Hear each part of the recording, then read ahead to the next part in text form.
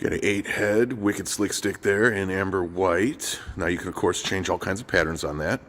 And of course you can also do the flood mode, as you can see, steady white. That's also triggered by another switch. This is a 2022 Nissan NV200.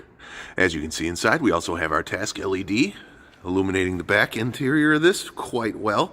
These are all switched separately on the dashboard. Customer wanted a simple, easy solution, so here's what we've got. Your interior light, your flood mode, your warning mode, your pattern switch for the rear stick. All controlled right here on the dashboard with our 3/4 illuminated switches. Thanks for watching Wicked Warnings. I'm pretty sure he'll be noticed with this. See you on the next video.